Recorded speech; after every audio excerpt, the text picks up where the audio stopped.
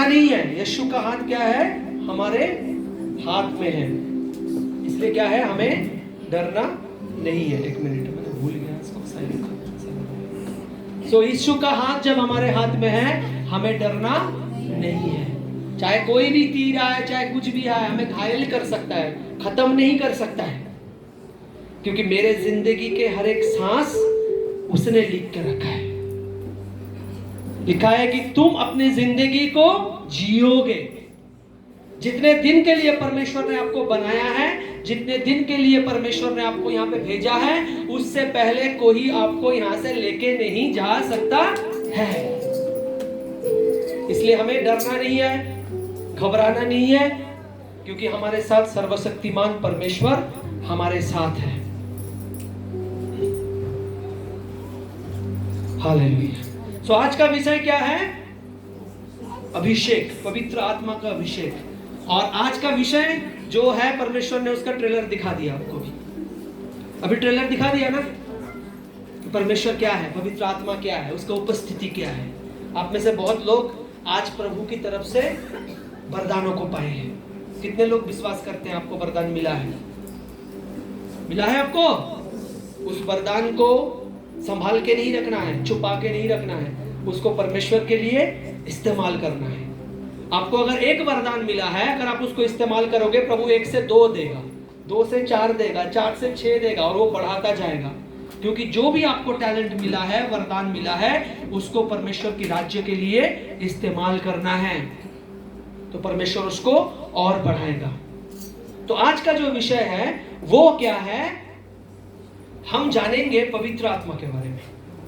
ठीक है, पवित्र आत्मा के बारे में गहराई से जानेंगे और परमेश्वर के अभिषेक के बारे में जानेंगे। ये दो ऐसी चीज है जिसके बिना आज के समय में मसीह जीवन अधूरा है, इनकम्प्लीट है, पावरलेस है। मैं आपको ये बोलूंगा, पावरलेस है। क्योंकि पुराने नियम में परमेश्वर काम करता था, परमेश्वर की आत्मा आता था, कार्य करता था। सिमसोन कैसा था? एक इंसान था, जब उसके ऊपर अभिषेक आता था तो वो हजारों को, 2000 3000 को ऐसे ही मार के फेंक देता था ना। एक एक क्या गधे का मुंह का हड्डी से लेके उसने इतने फलस्तीनियों को मार दिया। जब परमेश्वर काम करने आता था, लाल समुद्र 2 भाग में भाग हो जाता था। वो खास समय में परमेश्वर आता था, काम करता था, फिर वो चला जाता था। पवित्र आत्मा भी चला जाता था, रहता नहीं था परमानेंटली, गेस्ट की जैसे। मैं आया हूं 2 दिन के लिए, शाम को वापस चला जाऊंगा, लेकिन आप तो यहीं पे रहोगे ना। तो लेकिन जब पवित्र आत्मा यीशु मसीह के बाद हमारे जीवन में आया और वो हमारे साथ रहने के लिए आया, तो एक बहुत इंपॉर्टेंट पर्सन है ट्रिनिटी का, पिता पुत्र पवित्र आत्मा। हम पिता के बारे में बहुत कुछ जानते हैं, यीशु के बारे में बहुत कुछ जानते हैं, लेकिन पवित्र आत्मा के बारे में भी जानना उतना ही जरूरी है। क्योंकि ये जो समय है पवित्र आत्मा का समय है, और जितने लोगों ने उसको जान लिया, जितने लोगों ने उसके भेद को जान लिया, उनका जीवन बदल गया। ठीक है, आज हम जानेंगे पवित्र आत्मा के बारे में, हम जानेंगे उसके अभिषेक के बारे में, और जब हम इनको जान जाएंगे, हमारा जीवन का नजरिया भी बदल जाएगा।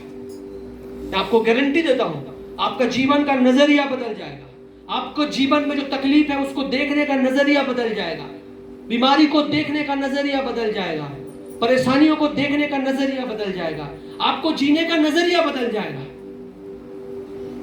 क्योंकि उसने मेरे जीवन को बदल दिया, आपके जीवन को भी बदलेगा। आइए हम परमेश्वर के वचन में जाएंगे।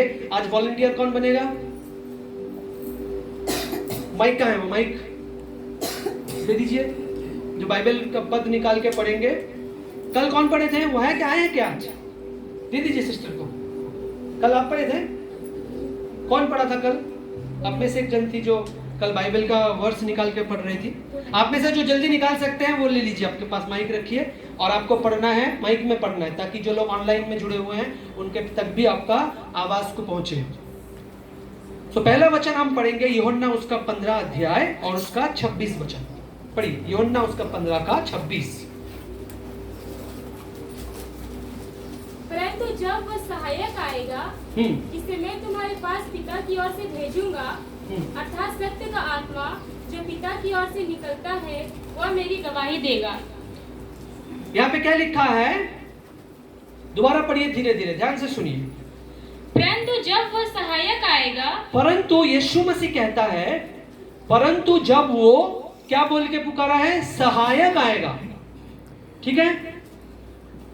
पवित्र आत्मा के बारे में यीशु मसीह कह रहा है कि जब वो पवित्र आत्मा आएगा जो एक सहायक के रूप में होगा, आगे पढ़िए, जिसे मैं तुम्हारे पास पिता की ओर से भेजूंगा। उससे कौन भेजेगा? मैं भेजूंगा, क्योंकि अब तक मैं तुम्हारे साथ था। यीशु मसीह 30 साल की उम्र से अपना सेवकाई शुरू किए, अगले 3.5 साल तक, मतलब 33.5 ईयर्स तक उसने सेवा किया। लेकिन अब यीशु मसीह को पिता के पास जाना था, लेकिन अब वो जाएगा तो हमें अकेला छोड़ के नहीं जाएगा। उसने बोला मैं भेजूंगा। पवित्र आत्मा कौन भेज रहा है? यीशु मसीह भेज रहा है। ठीक है, समझ गए? तो बोल रहे कि जिसे मैं भेजूंगा, अर्थात सत्य का आत्मा, वो सत्य का आत्मा होगा जो पिता की ओर से निकलता है। और वो कहां से निकलता है? पिता की ओर से निकलता है, कहीं और बनाता नहीं है, उसको मैन्युफैक्चरिंग नहीं हो रहा है, पिता से खुद निकल रहा है। समझिए आप, पवित्र आत्मा कहां से निकल रहा है? पिता की ओर से। मतलब पिता की ओर से, जैसे मैं आया था इंसान बन के आपको पापों से मुक्ति दिलाने के लिए, आपके सब पाप को अपने ऊपर लेने के लिए, जिस पाप के वजह से आपको मौत मिलना था, वो मौत मैंने अपने ऊपर ले लिया। उसी पिता की ओर से वो सत्य का आत्मा आने वाला है। अभी तक आया नहीं, आने वाला है। आगे पढ़िए। तो वो मेरी गवाही देगा। और वो किस लिए आएगा? कि वो मेरी गवाही तुम्हारे जीवन से देगा। तो पवित्र आत्मा क्या है? प्रभु यीशु मसीह का प्रॉमिस है। It is the promise of Jesus कि वो हमारे लिए एक सहायक भेजेगा। और मैं कल आपको बोल रहा था, सहायक उसको जरूरत होता है जो कमजोर होता है। सहायक उसको जरूरत होता है जो दुर्बल होता है ना। जो ताकतवर है, हट्टा कट्टा, उसको कोई सहायक चाहिए क्या? वो अपने आप सब काम कर लेगा ना, बल्कि वो दूसरों को भी सपोर्ट कर देगा। लेकिन जब वही इंसान दुर्बल हो जाएगा, बुखार हो जाएगा, 3 दिन बिस्तर में पड़ा हुआ है, फिर देखना उसको भी पकड़ के लोग लेके जा रहा है, बाथरूम लेके जा रहा है। ऐसा होता है ना। क्यों? क्योंकि वो कमजोर हुआ है। इसलिए यीशु मसीह को पता है कि हम कमजोर पड़ जाते हैं, हम दुर्बल हो जाते हैं। इसलिए यीशु मसीह कभी हमें कमजोरी में, दुर्बलता में अकेला नहीं छोड़ने वाला है। इसलिए यीशु मसीह जब गए तो उसने कहा कि मैं तुम्हारे लिए एक सहायक भेजूंगा। पवित्र आत्मा कौन है? सबसे पहले एक सहायक है। ओके। और दूसरा क्या है? उसका आने का काम यही है कि वो हमारे जीवन में जो भी करेगा उससे प्रभु यीशु मसीह का नाम का महिमा होगा। गवाही। क्यों आपको प्रभु ने चंगाई दिया? ताकि आप गवाही दे सको। आपके गवाही को सुन के और भी हजारों लोग चंगाई को प्राप्त कर सके, उनका विश्वास मजबूत हो। क्यों आप तकलीफ से जब गुजरते हो, प्रभु आपको तकलीफ से निकालता है, ताकि उस तकलीफ की कहानी को सुन के और भी बहुत सारे लोग जो ऐसे तकलीफ में जाने वाले हैं वो उससे छुटकारा पाए। आपको एक बात बताऊं, आपको पता है यीशु मसीह का परीक्षा हुआ था? हाँ, कैसे परीक्षा हुआ था? आज किसी को जल्दी जाना नहीं है ना, टाइम लगेगा आज, ठीक है, क्योंकि आज पवित्र आत्मा बहुत बढ़िया काम करने वाला है। इसलिए बैठिए, आराम से सुनिए। यीशु मसीह को शैतान ने परीक्षा लिया, 3 परीक्षा लिया था ना। पहला परीक्षा क्या था? जब एक इंसान 40 दिन तक कुछ खाया नहीं है तो उससे सबसे पहले उसको क्या चाहिए होता है? खाना। अब बच्चे लोग जो स्कूल में जाते हैं, स्कूल से आने के बाद सबसे पहले मम्मी से क्या मांगते हैं? नया कपड़ा मांगते हैं या खाना दो? क्योंकि उस समय उसको खाने का ही सबसे ज्यादा डिमांड है ना। नया कपड़ा शाम को ले लेंगे जाके। तो क्या पूछा उससे? कि रोटी बना दो, पत्थर से रोटी बना दो। क्या बोला उससे पहले? यदि तू परमेश्वर का पुत्र है। क्या शैतान को पता नहीं था यीशु मसीह परमेश्वर का पुत्र है कि नहीं? पता तो था, फिर भी उससे पूछा। चलो ठीक है। दूसरा उसको कहा, भाई दूसरा उसको क्या क्या परीक्षा में डाला, क्या बोला कि ऊपर से कूद जा तो स्वर्गदूत आके तुझे पकड़ लेंगे। वही बोल रहा है, तू कूद जा, स्वर्गदूत आके तुझे पकड़ लेंगे। मुझको पता था कि यीशु मसीह अगर कूद जाएंगे तो स्वर्गदूत आके उसको पकड़ लेंगे, फिर भी उसको परीक्षा किया। तीसरा, उससे कहा कि मैं तुम्हें सारा दुनिया का वैभव दे दूंगा अगर तुम मुझे क्या करोगे, दंडवत करोगे। शैतान को यह भी पता था क्योंकि वो परमेश्वर का पुत्र है, सारा संसार उसका है, सब कुछ है। फिर भी यीशु मसीह ने क्यों अलाउ किया शैतान को परीक्षा लेने के लिए? वो तो भगा दिया, पहले ही भगा सकता था। तो जब उसको बोला तीसरी बार कि मुझे दंडवत कर, तब उसने क्या किया, शैतान को दूर हो बोला। अगर दूर हो बोलने से शैतान चला जाता तो क्यों यीशु मसीह 3 बार परीक्षा लेने दिया? सोचा आपने कभी ये? मुझे प्रभु ने कहा, मैंने प्रभु से पूछा कि ऐसा क्यों हुआ? तब प्रभु की आत्मा ने कहा कि मैं इसलिए ये होने दिया क्योंकि जब ये परीक्षा तुम्हारे जीवन में भी आएगा तो तभी भी तुम क्या करोगे, वचन से शैतान को जवाब दोगे। आप समझ गए? यीशु मसीह चाहता तो शैतान को दूर से ही भगा देता, परीक्षा लेने ही नहीं देता, लेकिन उसने लेने दिया क्योंकि उसको पता है कि मेरे बच्चों को भी शैतान परीक्षा करेगा, और जब उसको परीक्षा करेगा तो वो कैसे उसका सामना करेगा, वो सिखाने के लिए यीशु ने खुद तीनों परीक्षाओं को अपने ऊपर आने दिया, और तीनों परीक्षाओं में उसने क्या किया, जय पाया और शैतान को भगाया। समझ गए आप? वो पवित्र आत्मा आपको मदद करेगा जब आपके जीवन में परीक्षा आएगा। तो जो पवित्र आत्मा है वो क्या है? ये यीशु मसीह का वायदा है, प्रॉमिस है, और वो सबके लिए। ऐसा नहीं कि पवित्र आत्मा एक को मिलेगा दूसरे को नहीं मिलेगा, क्योंकि परमेश्वर का वचन में कहता है यदि कोई बच्चा अपने पिता से मच्छी मांगे तो क्या पिता उसको पत्थर देगा? नहीं ना। रोटी मांगे तो क्या उसको पत्थर देगा? मच्छी मांगे तो क्या उसको कुछ और देगा? अंडे मांगे तो क्या उसको बिच्छू देगा? नहीं देगा। यदि तुम संसार के पिता होके अपने बच्चे को अच्छी चीज देना चाहते हो तो कितना महान वो परमेश्वर है, क्या तुम उसको मांगने से तो पवित्र आत्मा नहीं देगा? बोला है ना, यीशु मसीह ने बोला है। तो यदि आप मांगोगे सबको पवित्र आत्मा मिलेगा, ऐसा नहीं है। और आप ये मत समझो खाली अन्य भाषा बोलने वाला कोई पवित्र आत्मा मिला है, नहीं। वो एक वरदान है, उसके अलावा और भी 6-8 वरदान है उसके अलावा। तो पवित्र आत्मा हर एक को परमेश्वर देना चाहता है। आज हम सीखेंगे उसके बारे में। ओके, सो क्या था? सबसे पहले पवित्र आत्मा एक परमेश्वर यीशु मसीह के ओर से एक प्रॉमिस है हमारे लिए, जो हमारी दुर्बलताओं में हमें मदद करेगा, और इसलिए मदद करेगा कि यीशु मसीह की गवाही हमारे जीवन से होता रहे। समझ गए आप लोग? ओके, दूसरा पॉइंट में जाएंगे। यूहन्ना उसका 14 का 16 वचन। यूहन्ना उसका 14-16। मैं पिता से विनती करूंगा और वह तुम्हें एक और सहायक की, वह सर्वदा तुम्हारे साथ रहे। क्या बोलेंगे? मैं पिता से विनती करूंगा और तुम्हें वो क्या देगा? एक सहायक देगा जो सर्वदा तुम्हारे साथ रहेगा। तो पवित्र आत्मा आज के समय में पर्टिकुलर किसी दिन के लिए नहीं आता है, पर्टिकुलर किसी काम के लिए नहीं आता है, वो हमारे साथ सर्वदा रहने वाला है।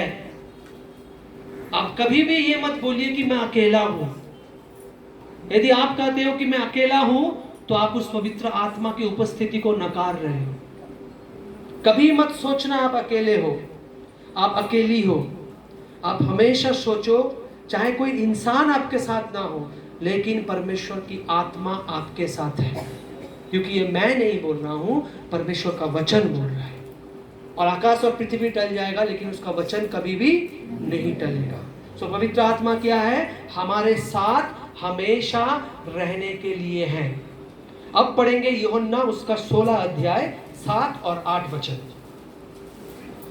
तो भी मैं तुमसे सच कहता हूँ कि मेरा जाना तुम्हारे लिए अच्छा है, क्योंकि यदि मैं ना जाऊं तो वह सहायक तुम्हारे पास ना आएगा, परंतु यदि मैं जाऊंगा तो उसे तुम्हारे पास भेजूंगा। वो आकर संसार को पाप और धार्मिकता और न्याय के विषय में निरंतर करेगा। यहाँ पे क्या लिखा है? यीशु मसीह कहता है कि मेरा जाना तुम्हारे लिए भलाई है। क्योंकि अगर मैं नहीं जाऊंगा तो पवित्र आत्मा नहीं आएगा, और जब वो पवित्र आत्मा आएगा वो आपको, संसार को क्या करेगा, बुरे और भले चीजों के बीच का अंतर समझने के लिए मदद करेगा। आज हम मसीह लोग, अगर हमें ये पता नहीं है क्या सही है क्या गलत है, हम अगर हर किसी के बात में इन्फ्लुएंस्ड हो जाते हैं, हर किसी के बात से हम लोग मानने लगते हैं, तो हम अभी भी पूरे रीति से प्रभु में नहीं हैं। हमें उस समुद्र के लहर की जैसा नहीं बनना कि जिस तरफ से हवा आ रहा है हम लोग उधर चले जा रहे हैं। मंडे टू सैटरडे मैं अपने हिसाब से जिंदगी जीऊंगा, संडे को मैं एकदम पवित्र बन के लाइक एन एंजल मैं चर्च में आऊंगा एकदम, और मैं संडे को एकदम पवित्र रहूंगा, और मंडे टू सैटरडे मैं अपने हिसाब से अपना जिंदगी जीऊंगा। वैसा नहीं है। पवित्र आत्मा आपको हर पल क्या सही है क्या गलत है उसका आपको इंटीमेट करेगा, लेकिन उस पर रिस्पॉन्स करने का जिम्मेदारी किसका है? आपका है। वो आपको समझाएगा, आपको बुझाएगा कि आप क्या कर रहे हो, सही कर रहे हो गलत कर रहे हो, लेकिन उस पे चलना, उस पे मनन करना, अमन करना, वो आपके ऊपर डिपेंड करता है। इसलिए क्या है, पवित्र आत्मा का काम है हम सबको पाप और धार्मिकता के बीच के अंतर को समझाना, ताकि हम प्रभु में बने रहें। पहला कुरिन्थियों में जाएंगे, 2 अध्याय उसका 10 वचन।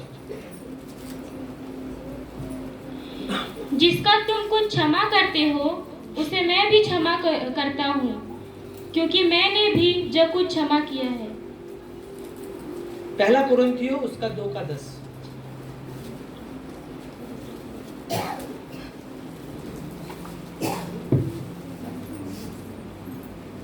परंतु परमेश्वर ने उनको अपने आत्मा के द्वारा हम पर प्रकट किया, क्योंकि आत्मा सब बातें वरन परमेश्वर की गुण बातें भी जांचता है। क्या करता है परमेश्वर का आत्मा? परमेश्वर की गंभीर बातों को भी क्या करता है? जांचता है। जब वो प्रभु का आत्मा आपके अंदर में होगा, आप परमेश्वर को गहराई से जान पाओगे, आप परमेश्वर की सच्चाई को जान पाओगे, परमेश्वर आपके जीवन से क्या आशा करता है वो जान पाओगे, और परमेश्वर आपके जीवन में क्या करना चाहता है वो जान पाओगे। परमेश्वर की भेद को आपको जानने के लिए पवित्र आत्मा आपको क्या करेगा? मदद करेगा। क्योंकि हमारा परमेश्वर ऐसा परमेश्वर नहीं है जिसको जानने के लिए बहुत कष्ट करना पड़ेगा, बहुत तप करना पड़ेगा, बहुत योग्य करना पड़ेगा, नंगे पैर चलना पड़ेगा, घुटनों में चलना पड़ेगा। ऐसा कुछ नहीं है। वो हमारे पिता है। पिता को जानने के लिए बच्चों को खाली एक ही चीज चाहिए, पिता से संपर्क बनाना चाहिए ना, कनेक्शन। बस उतना कनेक्शन बन गया, आप पिता को समझ जाओगे। सो पवित्र आत्मा क्या करेगा? परमेश्वर को और गहराई से जानने के लिए हमें मदद करेगा। फिर 11 वचन में क्या लिखा है, पढ़िए। मनुष्यों में से कौन किसी मनुष्य की बातें जानता है? केवल मनुष्य की आत्मा जो उसमें है। सो परमेश्वर का आत्मा जो उसके अंदर में है वो परमेश्वर को जान पाएगा। सो पवित्र आत्मा ऐसा नहीं है कि उसको खाली हम बोलेंगे पिता पुत्र पवित्र आत्मा के नाम में आमीन। नहीं, आपको समझना है पवित्र आत्मा को। अगर आपने पवित्र आत्मा को समझ लिया, पवित्र आत्मा के वरदानों को जान लिया, तो परमेश्वर की आत्मा आपके लिए काम करेगा। ये हुआ पवित्र आत्मा कौन है। अब पवित्र आत्मा क्या करता है हमारे लिए, ये जानना बहुत जरूरी है। पढ़िए रोमियो उसका 8 अध्याय और 26 वचन पढ़िए। इसी रीति से आत्मा भी हमारी दुर्बलताओं में सहायता करता है, क्योंकि हम नहीं जानते कि प्रार्थना किस रीति से करना चाहिए, परंतु आत्मा आप ही ऐसी आहे भर भर कर जो बयान से बाहर है हमारे लिए विनती करता है। तो क्या करता है पवित्र आत्मा? खाली हमारे जीवन में नहीं आता है, खाली हम लोग क्या करें, प्रभु को जाने, सब कुछ करें, लेकिन उसके बाद एक और काम पवित्र आत्मा का है। वो क्या करता है? विनती करता है, वो प्रार्थना करता है। हमें पता नहीं है कभी कभी हमें क्या प्रार्थना करना है, लेकिन पवित्र आत्मा क्या करेगा? हमारी ओर से वो क्या करेगा? इंटरसेशन करेगा। वो क्या करेगा? प्रार्थना करेगा, ताकि जो बातें परमेश्वर हमारे जीवन से सुनना चाहता है वो हमारे से सुनने के लिए पवित्र आत्मा क्या करेगा? मदद करेगा। आपको पता है पवित्र आत्मा को भी दुख होता है। यहाँ पे वचन में लिखा है, अगर आप पढ़ेंगे इफिसियों उसका 4:30, पढ़िए ना, इफिसियों 4:30।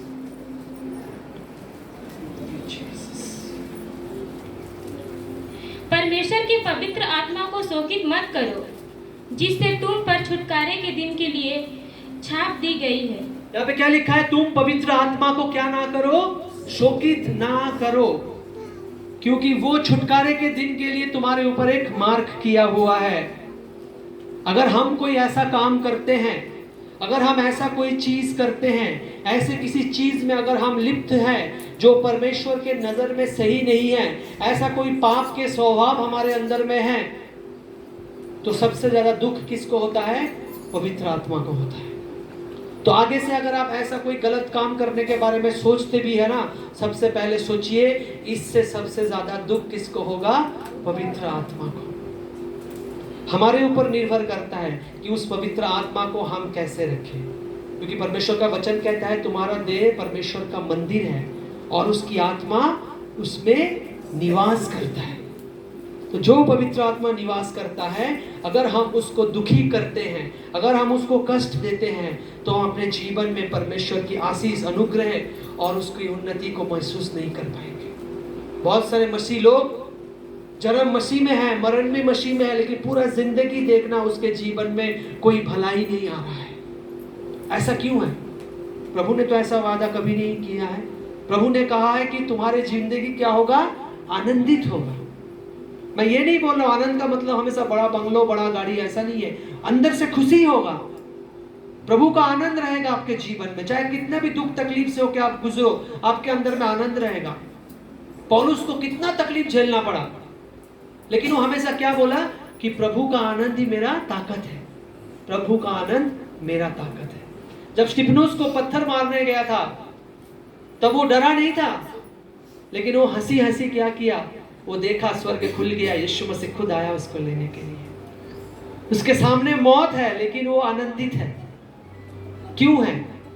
क्योंकि उसके अंदर में परमेश्वर की आत्मा है। तो आपको ये चीज समझना है, अगर आपके जीवन में तकलीफ है, मुश्किल है, परेशानी है, लेकिन आपके अंदर में कोई आनंद नहीं है, खुशी नहीं है, शांति नहीं है, तो आप ये समझ लीजिए पवित्र आत्मा दुखी है आपसे।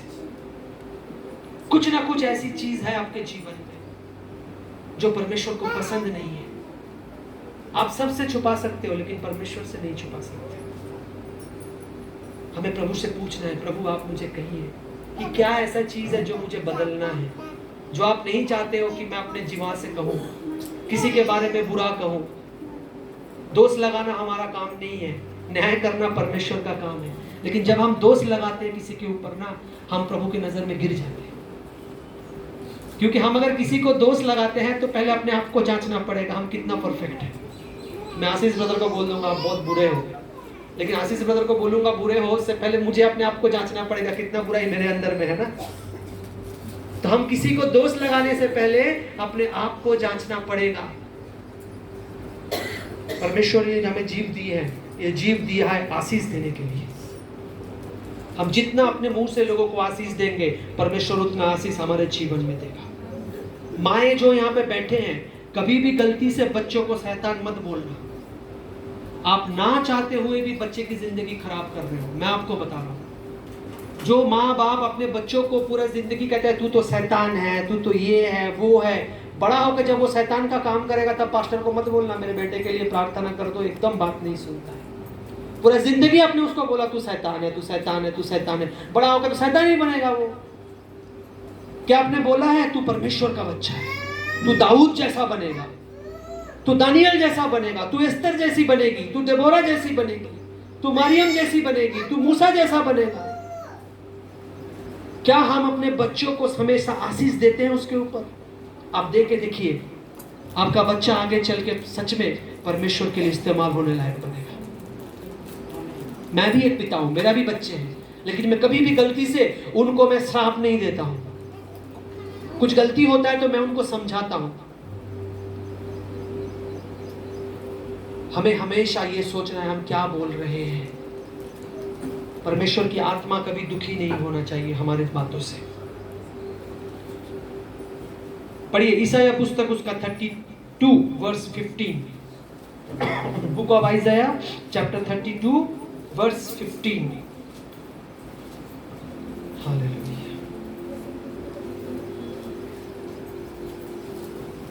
पढ़िए।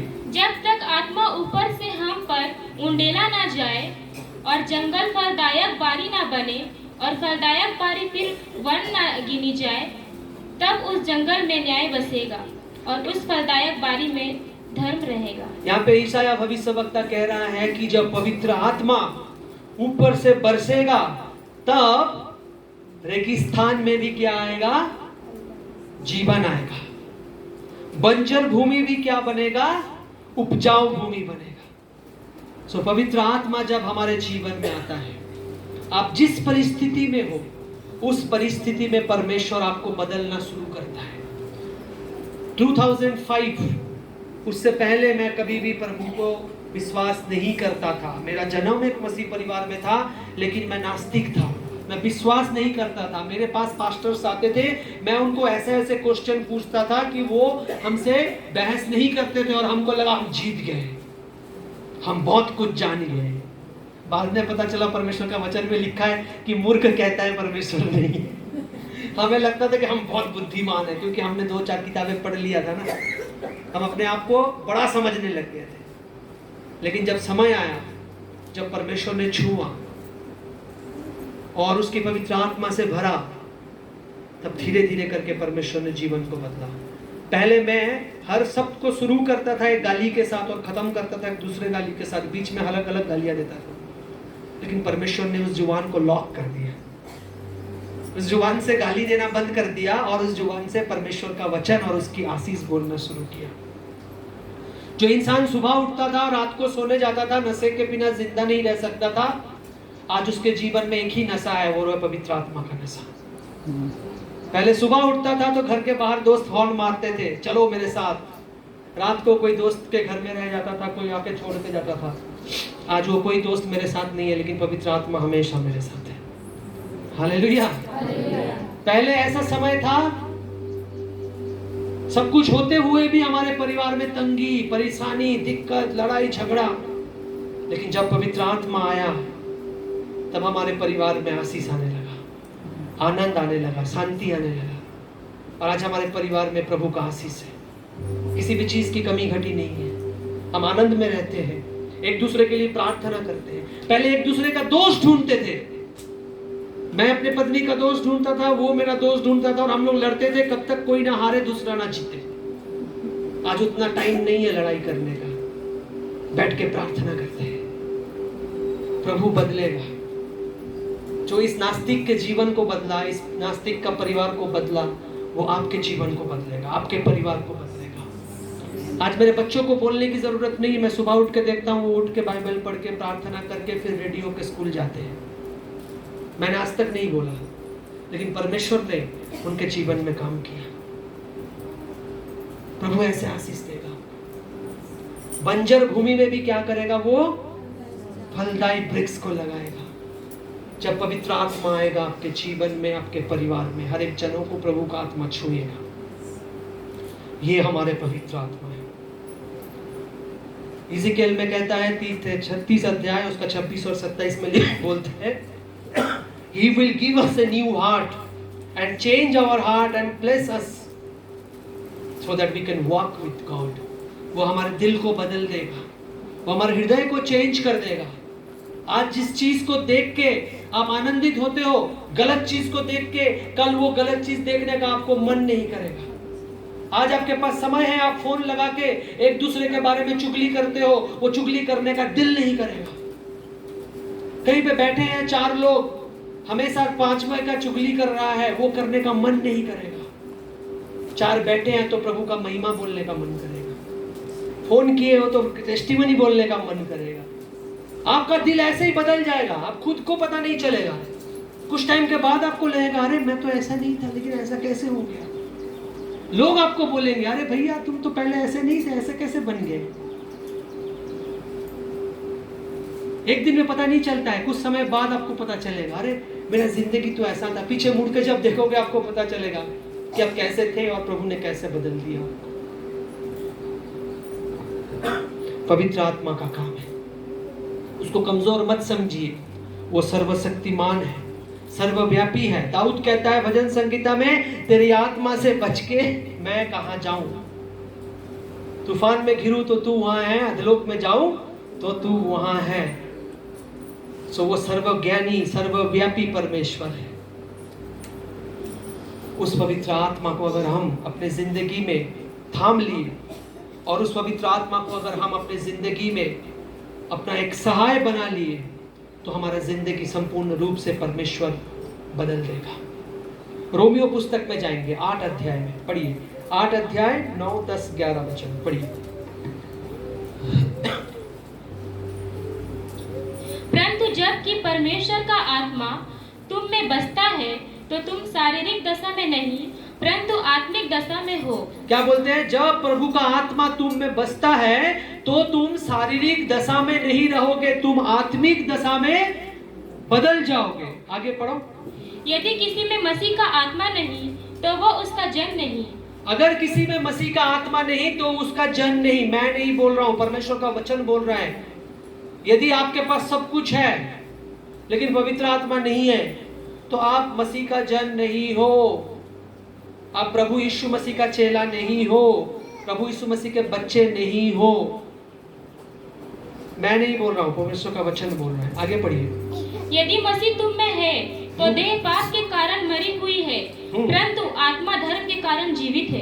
क्या लिखा है? यदि मसीह तुम्हारे अंदर में है तो तुम पाप के कारण मरे हुए हो, लेकिन पवित्र आत्मा तुम्हारे अंदर में जिंदा है।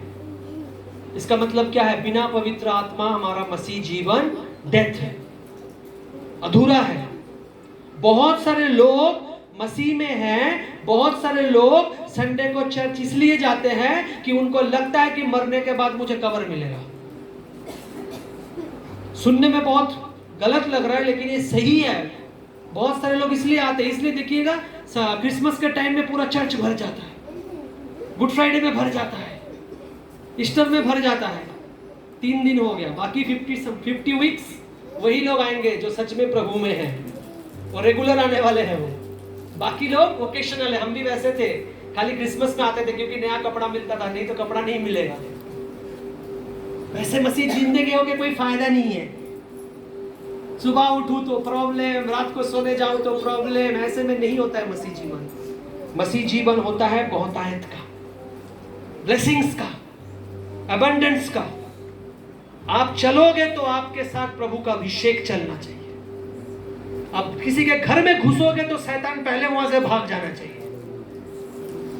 आप किसी के घर में जाके बैठोगे ना तो उसको ऐसा फील होगा कि मेरे अंदर में अचानक से बहुत सामर्थ आ गया।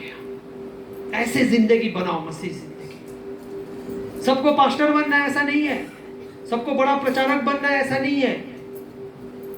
आपके अंदर में अभिषेक आएगा, प्रभु आपसे काम ले लेगा। आप कहीं पे ना जा पाओ, अब कुछ ना कर पाओ, एक काम आप कर पाओगे, वो है प्रार्थना कर पाओगे। जिसके लिए कोई क्वालिफिकेशन नहीं चाहिए, जिसके लिए स्मार्ट होने का जरूरत नहीं है, जिसके लिए बहुत ज्ञान होने का जरूरत नहीं है, बस आपके दिल में इच्छा होना चाहिए। प्रभु आपको इस्तेमाल करेगा। प्रार्थना में इतना सामर्थ्य है। आपको पता है, एक 1970 का बात बोल रहा हूं आपको, 1740 तब इंग्लैंड में लोग, मसीह तो थे सब लोग, लेकिन उनमें से लोगों के अंदर में आत्मा नहीं था, पवित्र आत्मा नहीं था। वो लोग रिचुअल्स बना दिए थे। सबके जीवन में तकलीफ, सबके जीवन में परेशानी। परमेश्वर का भवन में तो लोग आ रहे हैं लेकिन उनके जीवन में परमेश्वर नहीं है। तब उसमें से एक औरत थी, एक लेडी थी। मैं इसलिए बोल रहा हूँ, आज यहाँ पे बहुत सारी माएँ बैठे हुए हैं। उसमें से एक माँ थी जिसका नाम था सुजैन वेस्ली। उसने बोली कि मुझे प्रार्थना करना है, मुझे मेरे परिवार के लिए क्या करना है? प्रार्थना करना है। उसको परमेश्वर ने अभिषेक दिया। पता है उसे कितने बच्चे थे? 19 बच्चे थे। कितने थे? 19। अब 2 बच्चे को संभालने के बाद मम्मी का हालत टाइट हो जाता है। रात को पैर में दर्द, घुटने में दर्द होता है, बहुत तकलीफ होता है। अब सोचिए उसका 19 बच्चा, उसके घर में कोई मेड नहीं था। वो सारे बच्चों को खाना खिला के, सुला के, पति को खाना खिला के रात को 12 से 2 का टाइम प्रभु को दे दिया था। बोला कुछ भी हो जाए, रात 12 से 2 ये टाइम प्रभु आपका है, मैं प्रार्थना करूंगी, क्योंकि मुझे मेरे परिवार को बचाना है, मुझे मेरे बच्चों को बचाना है। और वो माँ प्रार्थना करने लगी, रोज प्रार्थना करने लगी, रोज प्रार्थना करने लगी। फिर उस देश में आया एक महामारी, जैसे कोविड आया था, 8 बच्चे उसके मर गए, 8 बच्चे मर गए। फिर भी वो नहीं रुकी, तो बोले प्रभु तूने 8 बच्चों को तो ले लिया, अभी जितने बच्चे हैं उसको तुझे आशीष देना है। प्रार्थना करती गई, प्रार्थना करती गई। और उसके कितने बच्चे थे? 11 बच्चे थे। 11 में से 9 बच्चे आगे बढ़ के उस समय का अंबानी, अदानी, IAS IPS बने, मतलब बड़े बड़े ओहदे में उनको नौकरी मिला, बिजनेसमैन बने, उनको पूंजीपति बने। और उनमें से 2 बच्चा जो बना, वो 2 बच्चे पूरी दुनिया को हिला दिया। एक का नाम था जॉन वेस्ली, एक का नाम था चार्ल्स वेस्ली। और जॉन वेस्ली से एक बड़ा मूवमेंट शुरू हुआ जिसको बोलते हैं मेथोडिस्ट मूवमेंट। लाखों लोग, हजारों लोग, करोड़ों लोग प्रभु को जानने पाए। लेकिन किसके प्रार्थना से? उस माँ की प्रार्थना से। उसने डिसाइड किया कि मैं प्रार्थना करूंगी, और पवित्र आत्मा ने उसको सपोर्ट किया। नहीं तो आप बोलो 19 बच्चों को संभालने के बाद, घर का सब काम करने के बाद, रात को जब आप लोग बिस्तर में जाते हो, शरीर में ताकत रहता है क्या? फिर भी वो कैसे 12 से 2 घंटा प्रार्थना कर पाए? पवित्र आत्मा, पवित्र आत्मा, पवित्र आत्मा, मुझे ले जा यीशु के चरणों में। पवित्र आत्मा, ये खाली गाना नहीं है। रात को 12 बजे जब थका हारा आप बिस्तर में जाते हो, तब जब आप प्रार्थना करते हो कि पवित्र आत्मा मुझे यहां से लेके जा यीशु के चरणों तक, ताकि मैं अपनी प्रार्थना को यीशु के चरणों तक लेके जाऊं, तब परमेश्वर मदद करता है। तो उसके जीवन को बदला, उसके पूरे परिवार को बदला। और उस माँ ने हर शनिवार को अपने घर के किचन में सामने एक गार्डन बनाया था, वहां पे लोगों को बुलाती थी। 200 लोग आते थे उनके साथ प्रार्थना करने के लिए। उसको बोलती थी किचन फेलोशिप। कौन थी वो? बाइबल कॉलेज गई थी क्या वो? पास्टर थी क्या वो? प्रचारक थी क्या वो? आपके जैसी एक साधारण माँ थी, जिसका जिम्मेदारी था बच्चों को पालना, बड़ा करना, पति का देखभाल करना, घर का साफ सफाई करना, सब कुछ करना। उसने किसी भी काम को छोड़ा नहीं, सब कुछ किया। लेकिन उसके बाद भी उसने उस परमेश्वर की आत्मा से भर गया, परमेश्वर के अभिषेक से भर गया, तो उसने अपने आप को त्याग दिया और अपने जिंदगी को प्रार्थना में दे दिया। जिसके बदले क्या हुआ? खाली उसके जीवन नहीं बदला, उसकी परिवार नहीं बदला, उसके वजह से लाखों करोड़ों परिवार को परमेश्वर ने बदल दिया। ये काम है परमेश्वर की आत्मा का, बड़ा काम करता है वो। एक आम इंसान को बड़ा इंसान बना देता है, क्योंकि जब वो पूरे दिल से, पूरे शिद्दत से अपने आप को परमेश्वर के सामने समर्पण करता है। यह है हमारा पवित्र आत्मा। जब वो पवित्र आत्मा हमारे जीवन में आता है, तब हमें क्या मिलता है? सबसे पहले उसका अभिषेक मिलता है। अभी हम अभिषेक के बारे में सीखेंगे। पवित्र आत्मा के बारे में आप जान गए? आज से पवित्र आत्मा को हल्के में कोई मत लेना। जितना इज्जत आप प्रभु यीशु मसीह को देते हो, जितना इज्जत आप परमेश्वर को देते हो, उतना इज्जत पवित्र आत्मा को भी मिलना चाहिए, उतना स्थान पवित्र आत्मा को भी मिलना चाहिए। अब जितना उसको इज्जत दोगे, जितना उसको बढ़ाओगे, वो आपको बढ़ाएगा।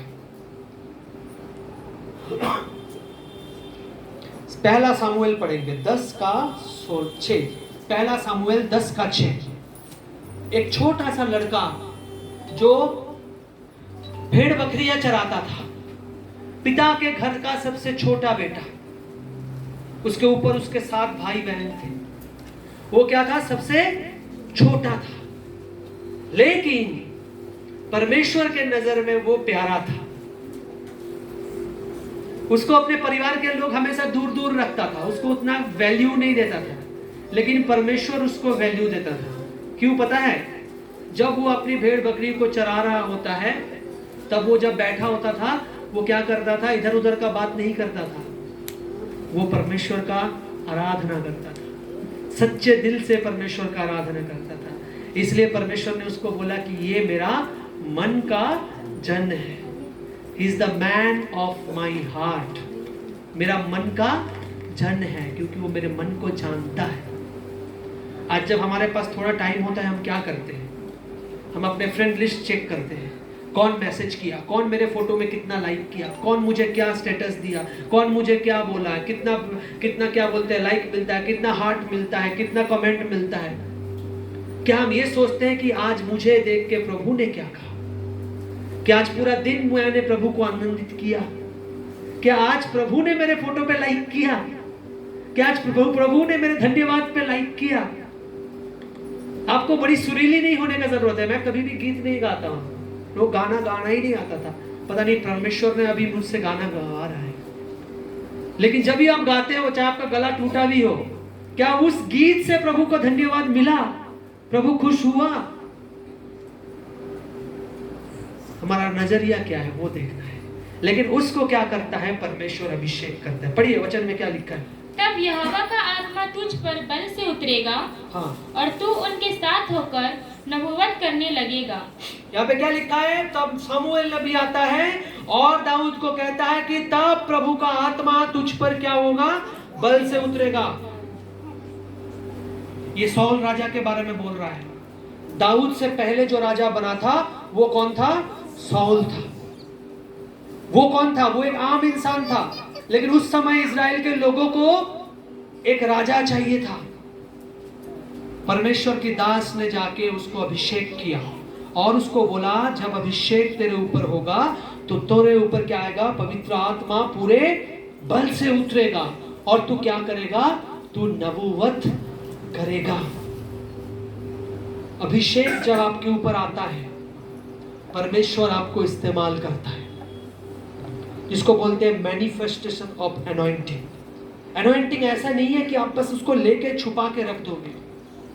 मैं आपके कान में बता दूंगा कि पता है आपको ना ये चीज मिलने वाला है, तो आप उसको सुनोगे, हाँ ठीक है, किसी को मत बताना। ऐसा वाला नहीं है, कोई राज नहीं है कि आप उसको छुपा के रखोगे।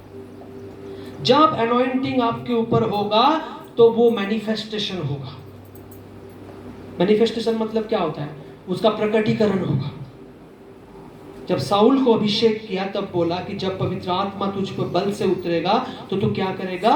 नबूवत करेगा। क्योंकि इजराइल के लोगों को दर्शन चाहिए, इजराइल के लोगों को गाइडेंस चाहिए। परमेश्वर तुझे इस्तेमाल करेगा। उसी तरह से आज जब अभिषेक आपके ऊपर उतरेगा, बहुत सारे लोग उस अभिषेक को महसूस किए हैं, बहुत सारे लोग अभी महसूस करने वाले हैं। सबसे पहले क्या होगा? जब अभिषेक आपके ऊपर आता है तो आप यीशु के बारे में बोलते हो। जिस इंसान के अंदर में अभिषेक है उसका लक्षण है वो यीशु मसीह के बारे में हमेशा बात करेगा, इधर उधर का बात कम करेगा, यीशु का बात ज्यादा करेगा। क्योंकि पवित्र आत्मा आपके अंदर से उसका गवाही देगा, बोला है ना। दूसरा, उसके अंदर में एक भूख आएगा अचानक से, परमेश्वर के वचन को सुनने का, परमेश्वर के वचन को जानने का। Hunger for the scripture. आपको हमेशा इच्छा होगा कि प्रभु का वचन सुनो, प्रभु के वचन को जानो और गहराई से जानो। तो ये पवित्र आत्मा का जो अभिषेक है उसका मैनिफेस्टेशन है। और वो तब अपने आप प्रार्थना करने लगेगा लोगों के लिए। पहले आपको प्रार्थना करने में आलस आता था, अब आपको मन करेगा कि मैं प्रार्थना करूं, किसी के लिए प्रार्थना करूं। कोई बीमार है तो आप उसके लिए प्रार्थना करोगे, चाहे बोले या ना बोले, अब मन में भी हो कि उसके लिए प्रार्थना करोगे। रास्ते से जा रहे हो, कोई बीमार है, पहले देख के हम लोग मुंह मोल लेते थे, अब आपको लगेगा कि नहीं मैं 2 मिनट इसके लिए प्रार्थना करूं। ऐसा होता है आपके साथ कभी भी? होता है ना? तो आप समझो ये आप नहीं कर रहे हो, ये पवित्र आत्मा का अभिषेक आपसे काम करवा रहा है। वो प्रार्थना करवाएगा आपको दूसरों के लिए। चौथा, डिलीवरेंस लेके आएगा, छुटकारे के लिए आपको इस्तेमाल करेगा।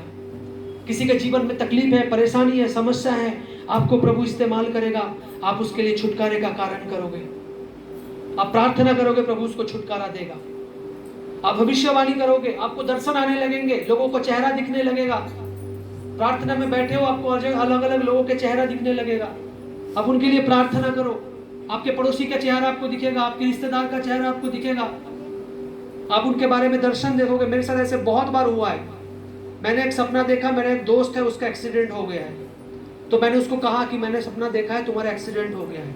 और एक हफ्ते बाद उसको कोई दुबई जाना था जॉब करने के लिए, और उसके रात को आ रहा था दिल्ली में, उसका सच में एक्सीडेंट हो गया था। लेकिन प्रभु ने उसको बचा लिया, क्योंकि हमने प्रार्थना किया था कि प्रभु उसको कुछ होना नहीं चाहिए। पूरा उसका चेहरा यहाँ से यहाँ तक पूरा कट गया था, मिरर से, गाड़ी का शीशा है पूरा कट गया था। फिर उसने स्टिच विच करवाया, फिर वो और प्लास्टिक सर्जरी करवाया, अभी पता नहीं चलेगा आपको। वैसे आपको प्रभु दिखाएगा। लोगों के लिए प्रार्थना करो। That is manifestation of anointing. और आपको कोई रोक नहीं सकेगा जब आप प्रेज एंड वर्शिप करोगे। तो जब प्रेज एंड वर्शिप करोगे तो आपको कोई रोक नहीं सकेगा।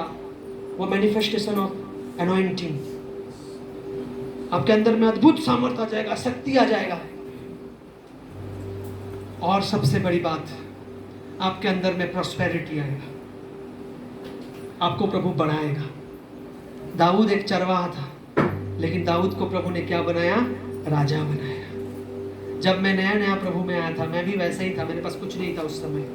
लेकिन मेरे पास्टर ने एक दिन बोला, ऐसे ही प्रचार में मैं बैठा हुआ था सामने, बोला अगर परमेश्वर दाऊद को राजा बना सकता है तो आपको भी बढ़ा सकता है। आमीन, आमीन। मैंने उस दिन विश्वास किया, और सच बता रहा हूं, प्रभु ने वो सारी चीजें मुझे दिया है जिसका मैं प्रार्थना करता था। सब चीजें प्रभु ने मुझे दिया है। और भी जो चीज के लिए मैं प्रार्थना कर रहा हूं, मैं विश्वास करता हूं प्रभु मुझे आगे देगा। प्रभु आपके जीवन में काम करेगा। जब अनॉइंटिंग आपके अंदर में होगा, आपका जो पुराना जीवन का जो परेशानी है, उससे आपको प्रभु ऊंचाई में लेके जाएगा। आपको प्रभु ऊंचाई में उठाएगा। हो सकता है आप जॉब करते हो, उसमें आपको प्रमोशन मिलेगा। हो सकता है बिजनेस करते हो, आप उसको बढ़ाएगा। हो सकता है आपका परिवार के बच्चे लोग आज जिस पोजीशन में आगे चल के वो बड़े बच्चे बनेंगे, अच्छे बच्चे बनेंगे, कामयाब बच्चे बनेंगे। हो सकता है आपके पति के लिए आप प्रार्थना कर रहे हो, आपके पति आज जिस पोजीशन में, उससे प्रभु उसको ऊंचाई में लेके जाएगा। हो सकता है आज आपका शरीर दुर्बल है, प्रभु आपके हेल्थ को अच्छा करेगा। हर जगह पे आप देखोगे, आप जिस विषय के लिए प्रार्थना कर रहे हो, प्रभु वहां पे उत्तर देना शुरू करेगा। अगर आप सेवकाई करना चाहते हो, प्रभु आपके सेवकाई के दायरे को बढ़ाएगा। That is called the manifestation of anointing. Anointing पाने के बाद अगर आपका वैसा ही हालत रह गया या उससे और बदतर हो गया, तो आप समझो आप सही रास्ते पे नहीं हो। लेकिन आपके अंदर में तरक्की आ रहा है, आपके अंदर में उन्नति आ रहा है, तो आप समझो परमेश्वर आपके साथ काम कर रहा है। Hallelujah, hallelujah, hallelujah, hallelujah. आप समझ गए anointing क्या होता है? अब आपको लास्ट चीज समझाएंगे। There are 3 types of anointing. ये जानना बहुत जरूरी है। 3 तरह का ऐसा anointing है जो हर विश्वासियों को जानना चाहिए। ओके, पढ़िए प्रेरितों का काम, उसका 10 अध्याय और उसका 38 वचन।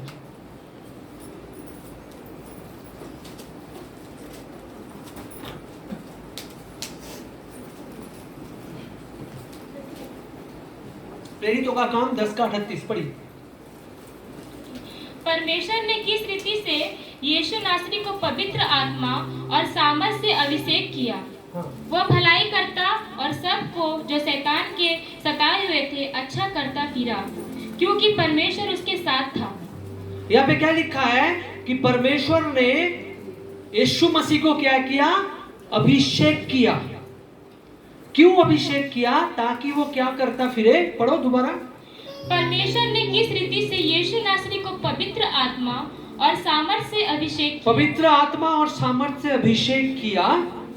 पढ़ो। वो भलाई करता। वो क्या करता गया? भलाई करता गया, किसी का बुराई नहीं किया। यीशु मसीह ने किसी का बुराई नहीं किया। और सब को जो शैतान के सताए हुए थे, और सब लोग जो शैतान के सताए हुए थे अच्छा करता फिरा, और उसको अच्छा करता फिरा। मतलब क्या है? जब अनॉइंटिंग आपके अंदर में आता है, उसके साथ सामर्थ भी आता है, तो आपका जिंदगी दूसरे के लिए आशीष का कारण होना चाहिए। समझ गए? अगर आप ये सोचोगे मुझे अनॉइंटिंग मिलेगा तो मुझे बहुत पैसा मिल जाएगा और मैं लेके बड़ा वाला बंगलो बना लूंगा, वैसा नहीं। अनॉइंटिंग हमेशा दूसरे की भलाई के लिए, जो दुष्टात्मा से ग्रसित है उनको छुटकारा देने के लिए, जो परेशानी में है उनको छुटकारा देने के लिए, इस्तेमाल होना चाहिए। पहला यूहन्ना उसका 2:20 पढ़ो। पहला यूहन्ना पढ़ो। परंतु तुम्हारा तो उस पवित्र से अभिषेक हुआ है और तुम सब कुछ जानते हो। और क्या लिखा है? तुम्हारा किससे अभिषेक हुआ है? उस पवित्र से अभिषेक हुआ है। आपका अभिषेक किसी ऐसे इंसान से नहीं हुआ है, आपका अभिषेक परमेश्वर की आत्मा से हुआ है। तो आपको भी वही करना है जो यीशु मसीह ने किया था। यीशु मसीह ने क्या किया था? ठीक है, मैं प्रार्थना कर देता हूँ, 500 रुपये दो, ऐसा मांगा था किसी से? यीशु मसीह ने सबके लिए प्रार्थना किया। जितने लोग उसके पास आए सबके लिए प्रार्थना किया, सबके लिए उसने चमत्कार किया, सबको उन्होंने आशीष दिया, सबको खाना खिलाया, सबको क्या किया? परमेश्वर का वचन से बोला, सताए लोगों को छुटकारा दिया, दुष्ट आत्मा से ग्रसित लोगों को मुक्ति दिया, बीमारों को चंगाई दिया, मुर्दों को जिंदा किया। और यीशु मसीह कहता है कि जो मुझ पे विश्वास करता है, जो काम मैंने किया है, वो उससे भी बड़े बड़े काम करेगा। यूहन्ना में लिखा है ना, क्या होता है बड़े बड़े काम? कभी आपने सोचा है ये बात? यीशु मसीह कहता है जो मुझ पे विश्वास करता है, जो काम मैंने किया है वो भी करेगा, लेकिन उससे भी बड़ा काम करेगा। अब ऐसा कौन सा काम है जो यीशु मसीह ने किया और उससे भी बड़ा हो सकता है? हाँ, मुर्दों को जिलाना। अब की दे रहे थे ना, की दीजिए, की देते रहिए। मुर्दों को जिलाना वो तो हो गया ना, यीशु मसीह ने किया। उससे बड़ा क्या हो सकता है?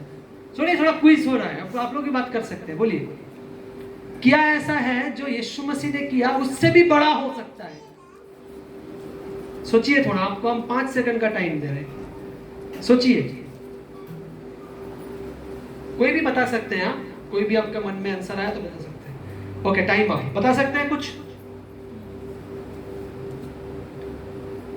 यीशु मसीह का पवित्र लहू से हम सबों को छुटकारा दिया। यीशु मसीह का पवित्र लहू से हम सबों को पापों से उद्धार किए। गुड। देखो, यीशु मसीह ने क्या किया? मुर्दों को जिंदा किया, अंधों को आंख दिया, कोढ़ी को शुद्ध किया। लेकिन एक काम जो यीशु मसीह ने नहीं किया और वो नहीं करता, पता है वो कौन सा काम है? यीशु मसीह कभी नहीं करेगा वो काम। वो कभी खड़ा होकर ये नहीं बोलेगा कि मैं पापी था, मुझे उद्धार मिला। यीशु मसीह कभी बोलेगा मैं पापी था? लेकिन हम बोलेंगे कि हम पापी थे और प्रभु यीशु मसीह ने हमें उद्धार दिया। इसलिए परमेश्वर का वचन में लिखा है कि संसार में अगर कोई मुर्दा जिंदा होगा तो स्वर्गदूत आनंद करेगा। ऐसा लिखा था? नहीं, ऐसा नहीं लिखा है कि संसार में कोई अंधे को आंख मिलेगा तो स्वर्गदूत आनंद करेगा। ऐसा भी नहीं लिखा है। ऐसा नहीं लिखा है संसार में कोई कोढ़ी शुद्ध हो जाएगा तो स्वर्गदूत आनंद करेंगे। नहीं, लेकिन ये लिखा है कि संसार में अगर एक पापी भी मन फिराता है तो स्वर्गदूत स्वर्ग में क्या करता है? आनंद करता है। हालेलुया। तो वो काम कौन करेगा? वो काम हम करेंगे। हम उसके वचन को फैलाएंगे, और जब हम उसके वचन को फैलाएंगे, परमेश्वर जब उसको जिंदा करेगा मुर्दों में से, जब परमेश्वर उसको नया जीवन देगा तो स्वर्ग में स्वर्गदूत आनंद करेंगे। That is the greatest work जो यीशु ने कहा कि जो मैंने किया वो तो तुम करोगे ही, उससे भी बड़ा काम करोगे। वो क्या करोगे? अब लोगों के जिंदगी को बदलने का जरिया बनोगे। हालेलुया। ताली बजा के परमेश्वर का धन्यवाद कि परमेश्वर ने हमें और अपने आप को चुना है, मुझे और आपको चुना है कि हम दूसरे के जीवन को बदल पाए। जो ग्रेटेस्ट वर्क है, अनॉइंटिंग का मतलब यही है कि आपका जिंदगी दूसरे के लिए आशीष का कारण बने। 3 तरफ का अनॉइंटिंग है। पहला अनॉइंटिंग जो है उसको कहते हैं अनॉइंटिंग ऑफ सल्वेशन, उद्धार का अभिषेक। अगर हम पढ़ेंगे यूहन्ना उसका 20 अध्याय और उसका 22 में लिखा है कि यीशु ने सांस फूका और वो लोग, उनके चेले पवित्र आत्मा से भर गया। एक ऐसा अनॉइंटिंग उसके अंदर में आया, वो लोग क्या हो गए? पवित्र आत्मा से भर गए। क्यों वचन में ऐसे लिखा है कि बीज बोना हमारा काम है, लेकिन उसमें जल देना परमेश्वर का काम है। क्यों ऐसा लिखा है कि जब आप बीज बोओगे तो कुछ जमीन में, अच्छे जमीन में गिरेंगे, कुछ रोड के साइड में गिरेगा जिसको लोग पैर से रौंद देगा, कुछ पत्थर में गिरेगा, जड़ नहीं पकड़ पाएगा, कुछ झाड़ियों में गिरेगा, थोड़ा देर उठने के बाद वो दब जाएगा, लेकिन कुछ उत्तम भूमि में गिरेगा जो बड़ा होगा, जिसमें पेड़ होगा, फल होगा, फूल होगा। क्यों ऐसा लिखा नहीं है कि सारे बीज गिरेंगे? ये सोचा है आपने कभी? क्योंकि कौन से आत्मा को प्रभु ने चुना है उसको प्रभु जरूर बचाएगा। इसलिए वचन में लिखा है, मैंने तुम्हें अपने मां के गर्भ में रचने से पहले से चुन लिया है। सौल तो सौल था, लेकिन वो चुना हुआ था। इसलिए जो सौल यीशु के लोगों को मारने जा रहा था, जब यीशु मसीह उसके सामने आ गया तो वो सौल से पौल बन गया। सौल मतलब बड़ा, पौल मतलब छोटा। और वो खुद प्रभु यीशु के लिए अपने जान को भी कुर्बान कर दिया। किसने किया ये? वो सौल कभी करता जो लोगों को मारने जा रहा था, जिसके पास इतना ज्ञान था, इतना बुद्धि था? वो पवित्र आत्मा ने किया। वो अभिषेक आप सबके अंदर में होता है जिससे आप प्रभु यीशु मसीह को उद्धारकर्ता के रूप में ग्रहण करते हो। This is the first anointing जो हर बिलीवर के अंदर में आता है। जिसको प्रभु ने चुना है उसको उद्धार देता है। उसको कहते हैं अनॉइंटिंग ऑफ सल्वेशन, उद्धार का अभिषेक। बिना उसका आप यीशु मसीह को ग्रहण नहीं कर पाओगे। इसलिए यीशु मसीह के वचन में लिखा है, बुलाए गए तो बहुत है लेकिन चुने हुए कम है। आप चुने हुए में से। इसलिए आज संडे के दिन में घर में आराम नहीं करके, मूवी देखने नहीं गए, दोस्तों के साथ घूमने नहीं गए, या तो रेस्ट नहीं करके, अब आप दोपहर के टाइम में भी कितना बजने वाला है? 2 बजने वाला है, आप लोग बैठ के प्रभु का वचन सुन रहे हो, क्योंकि आपके अंदर में वो अभिषेक काम कर रहा है। हालेलुया! ताली बजा के परमेश्वर का धन्यवाद दें। वो उद्धार का अनॉइंटिंग है जो आप सभी के अंदर में है, जिसके बिना आप प्रभु यीशु मसीह को अपना उद्धारकर्ता के रूप में ग्रहण नहीं कर पाओगे। तो ये सबके लिए है। दूसरा जो है, that is called anointing of service, परमेश्वर के काम को करने का अभिषेक, जिसको बोलते हैं अनॉइंटिंग ऑफ मिनिस्ट्री। प्रेरितों का काम 2 अध्याय, अगर हम 2 से 4 देखेंगे तो वहां पे लिखा है, पेंटिकोस्ट के दिन जब सब लोग बैठ के प्रार्थना कर रहा था तो उनके बीच में परमेश्वर का आत्मा आया और सबको अभिषेक किया और सब अन्य भाषा में प्रार्थना करने लगे। और उसके बाद ही हम देखते हैं कि पतरस उठ के खड़ा होता है, प्रचार करता है और हजारों लोग प्रभु को क्या कर लेता है? ग्रहण कर लेता है। तो सेकंड अनॉइंटिंग जो होता है वो परमेश्वर के सेवा के लिए होता है।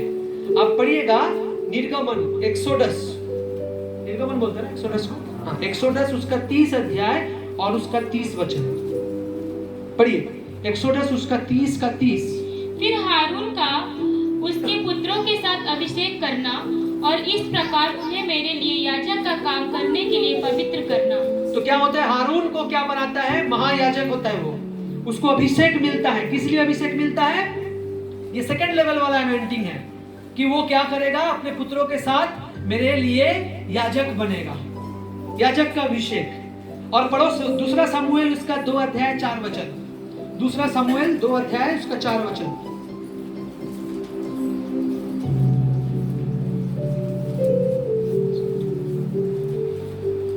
तब यहूदी लोग गए और वहां दाऊद का अभिषेक किया कि वो यहूदा के घराने का राजा हो। तो यहाँ पे दाऊद का अभिषेक करते हैं लोग जाके, क्योंकि वो क्या बने? यहूदा के घराने का वो राजा बने। तो ये अभिषेक कौन सा था? ये राजा बनने का अभिषेक था। ये भी काम करने का अभिषेक था। पहला अभिषेक जो काम करता है वो हमें उद्धार के लिए मदद करता है। उसके बाद दूसरा एक अभिषेक आता है, वो अभिषेक हमें परमेश्वर के कार्यों को करने के लिए होता है। वो एक ऐसा अभिषेक है जिसको आप अपने लिए इस्तेमाल नहीं कर सकते हो, वो हमेशा दूसरे के लिए होता है। जैसे आप समझ लीजिए, मैं आप यहाँ पे आया हूं सेवा करने के लिए, राइट? मुझे परमेश्वर ने एक टोकरी दिया है, वो टोकरी क्या होता है, खाली रहता है और उस टोकरी में बहुत सारे फल होते हैं, आशीष होता है। वो मैं अपने लिए इस्तेमाल नहीं कर सकता, वो मुझे आपको देना है, समझ गए? लेकिन वो टोकरी उतना भरेगा जितना आपके अंदर में भूख रहेगा, समझ गए? अगर आपके अंदर में भूख नहीं है तो वो टोकरी में कुछ नहीं रहेगा। जितना भूख आपके अंदर में रहेगा उतना परमेश्वर का आशीष वो आपको देगा। This is called the anointing of ministry. पहला लेवल में आपने उद्धार पाया, सेकंड लेवल में आप दूसरे के लिए इस्तेमाल होने लायक बनोगे। आप प्रार्थना करोगे, प्रभु उत्तर देने लगेगा। आप किसी के घर में जा रहे हो, उसके लिए प्रार्थना कर रहे हो, प्रभु उसको छुटकारा देने लग रहा है। आप कलेशिया में अपने कलेशिया के लिए एक स्तंभ बन के खड़े हो जाओगे, कलेशिया के लिए आशीष का कारण बनोगे। जीसस कॉल्स एक ऐसा मिनिस्ट्री है जो एक प्लेटफॉर्म है। आप यहाँ पे आके जो भी प्रभु ने आपको टैलेंट दिया है उसको आप इस्तेमाल कर सकते हैं, प्रभु आपको इस्तेमाल करेगा। This is called anointing of ministry या सर्विस। उसके बाद जो थर्ड आता है बहुत इंपॉर्टेंट है और बहुत सामर्थ्य है, उसको बोलते हैं अनॉइंटिंग ऑफ डोमिनियन। कल हम सीखे थे ना, डोमिनियन में चलेंगे। That is also an anointing. वो कैसे काम करता है पता है? वो आपको प्रोटेक्ट करता है। वो आपको क्या करता है? रक्षा करता है। शैतान के हर एक बार से रक्षा करता है। गिनती उसका 12 अध्याय में अगर हम पढ़ेंगे, वहां पे एक घटना होता है, उसमें आपको पता चलेगा कैसे काम होता है। गिनती 12 अध्याय, आप इसको घर में पढ़ लीजिएगा। मैं आपको कहानी बता रहा हूं। मूसा ने एक इथियोपियन औरत के साथ शादी किया था। पहला वचन पढ़िए। मूसा ने एक कूशी स्त्री के साथ विवाह कर लिया था, इसीलिए मरियम और हारून उसकी उस विवाहित कूशी स्त्री के कारण उसकी निंदा करने लगे। तो क्या हुआ? मूसा ने जब उस स्त्री से शादी किया जो इथियोपियन थी, जो यहूदी नहीं थी, तो उसकी जो भाई हारून और उसकी बहन कौन था? मरियम। ये दोनों खूब क्रोधित हो गए और क्या हो गया? उसको कंप्लेन करने लगा। फिर अगर हम पढ़ेंगे तो वहां पे देखेंगे एक के बाद फिर वो लोग आते हैं और मूसा को कंप्लेन करता है। तब परमेश्वर तीनों को तंबू में बुलाता है कि आ जाओ, तीनों तंबू में आ जाओ, हम बात करेंगे आपसे। और वहां पे लिखा है कि एक बादल के समान परमेश्वर उपस्थित होता है और उन तीनों को तंबू में बुलाता है और कहता है कि मूसा मेरा दास है, वो मेरा हर एक बातों को मानता है, तुम क्यों उस पे दोष लगाते हो? दोष दोनों ने लगाया था। और 10 वाला वचन पढ़िए क्या लिखा है। तब वह बादल तंबू के ऊपर से उठ गया और मरियम कोढ़ से हिम के समान श्वेत हो गई। और क्या होता है? तुरंत क्या होता है? परमेश्वर उस बादल के खंबे के समान जो था वो चला जाता है और उसका बहन जो मरियम था उसको क्या हो जाता है? कोढ़ हो जाता है। कंप्लेन दोनों ने किया था, एक को सजा मिला, एक बच गया, अरुण बच गया क्योंकि उसके ऊपर एक अभिषेक था। वो अभिषेक ने उसको बचा दिया। लेकिन उसकी बहन के ऊपर वो अभिषेक नहीं था, उसको कोढ़ हो गया। बाद में वो प्रार्थना किया, परमेश्वर ने उसको ठीक कर दिया। लेकिन अब इसमें क्या सीखते हैं कि जो अनॉइंटिंग ऑफ डोमिनियन होता है वो हमें प्रोटेक्ट करता है, वो हमें बचाता है। भजन संगीता उसका 89 वर्स 20 से 22 तक पढ़िए। भजन संगीता उसका 89 वर्स 20 से 22।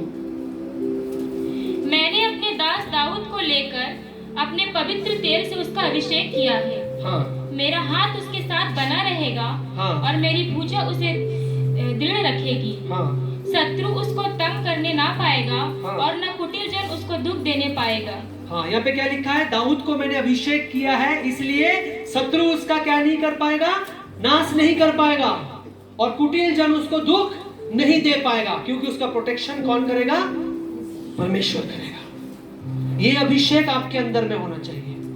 कोई भी शैतान, कोई भी इंसान, कुछ भी हो, आपके ऊपर कोई हानि नहीं कर सकता है। लूका 10 का 19 कल हम पढ़े थे, उस वचन को दोबारा एक बार पढ़ लीजिए।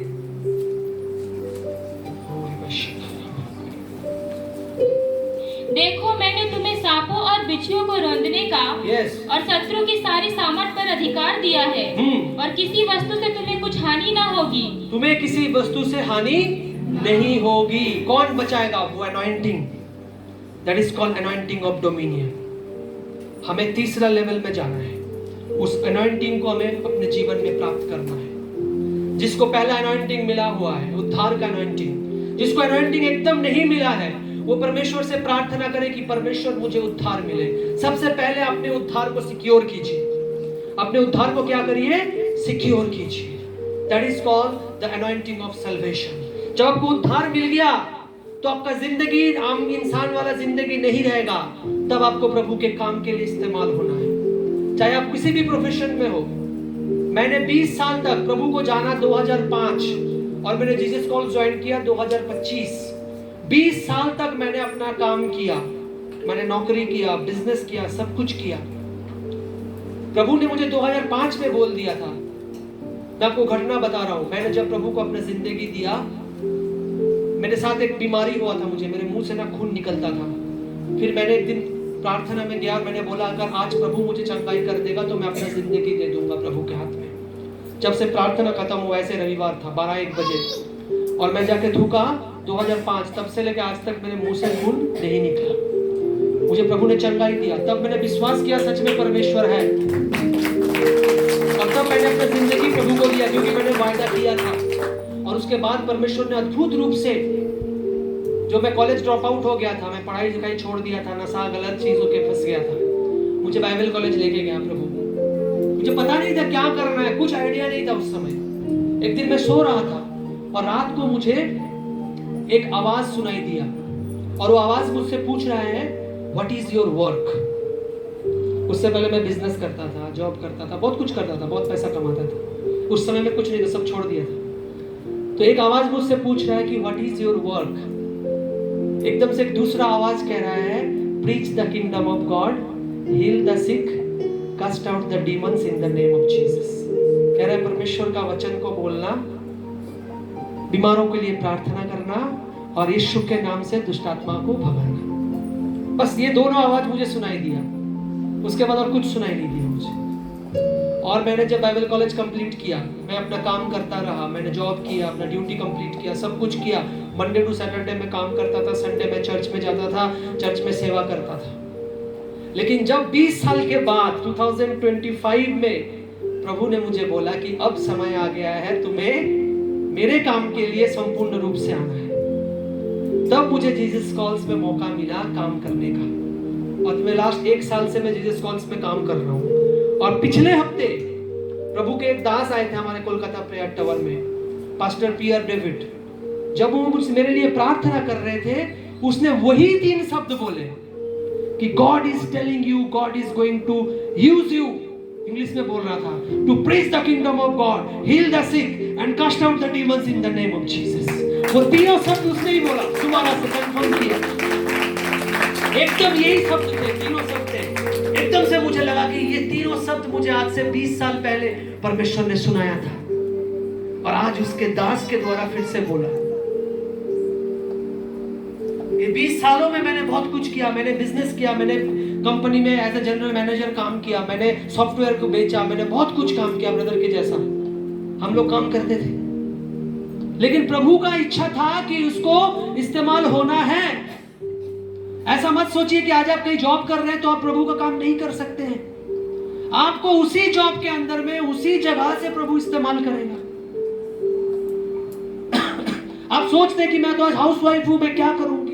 अरे आप हाउसवाइफ हो, लेकिन उस माँ के बारे में सोचो जिसने प्रार्थना किया था, और हर शनिवार को उसके घर में 200 लोग कहीं से आ जाते थे प्रार्थना के लिए। लोग अपने आप आपके पास आ जाएंगे प्रार्थना लेने के लिए। परमेश्वर का जो अभिषेक होता है ना, चुंबक की तरह काम करता है, वो खींचता है। वो अभिषेक लोगों को खींचेगा आपकी तरफ, आत्माओं को खींचेगा आपकी तरफ, क्योंकि आपके अंदर से क्या निकल रहा है? परमेश्वर का सामर्थ्य निकल रहा है। आप लाइट की तरह हो गए हो, लाइट, उजाले की तरह। और लोग अंधकार में जब चलते हैं तो उजाले की तरफ सब जाते हैं, आपके तरफ लोग आएंगे। परमेश्वर आपको इस्तेमाल करेगा। ईसाया पुस्तक पढ़ेंगे 10:27, पढ़ के खत्म करेंगे। उससे पहले पढ़िए पहला क्रॉनिकल्स, वंशावली, उसका 16 का 22 पढ़िए। First Chronicles chapter 16 verse 22।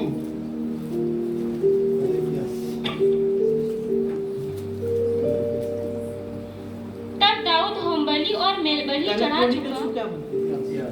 इतिहास क्रॉनिकल्स, इतिहास सॉरी, क्रॉनिकल्स उसका 16 का 22 पढ़िए। मेरे अभिषिक्तों को मत छुओ और न मेरे नबियों की हानि करो। यहाँ पे क्या लिखा है? परमेश्वर कह रहा है कि मेरे अभिषिक्त को मत छुओ। परमेश्वर के इच्छा के विरुद्ध में कोई आपको छू नहीं सकता है, ये आप समझ लीजिए। प्रभु ने नहीं चाहा, अगर प्रभु ने चाहा कि मैं आज शहीद हो जाऊंगा तो मैं शहीद हो जाऊंगा, उसमें कोई डर नहीं है। लेकिन प्रभु ने नहीं चाहा तो कोई मुझे छू भी नहीं सकता है। आमीन। इसलिए पौलुस कहता है मेरे लिए जीना मसीह और मरना लाभ है। अब मत डरिए, कौन क्या बोलेगा, मत डरिए उस इंसान से जो आपकी शरीर को नाश कर सकता है, लेकिन डरिए उस परमेश्वर से जो आपका शरीर और आत्मा दोनों को नाश कर सकता है। इसलिए ये सिर कभी भी नहीं झुकेगा किसी इंसान के सामने, झुकेगा तो केवल परमेश्वर के सामने। ये घुटना किसी के सामने नहीं टिकेगा, टिकेगा तो केवल प्रभु के सामने टिकेगा। ये अभिषेक आपके अंदर में काम करेगा, इसलिए डरना नहीं है किसी को, कोई आपका कुछ नहीं कर सकता है। मैं प्रभु के दास को जानता हूं जिसका नाम है पास्टर नरेश पॉल, पंजाब में सेवा करते थे। आज पंजाब में परमेश्वर का बहुत बेदारी है।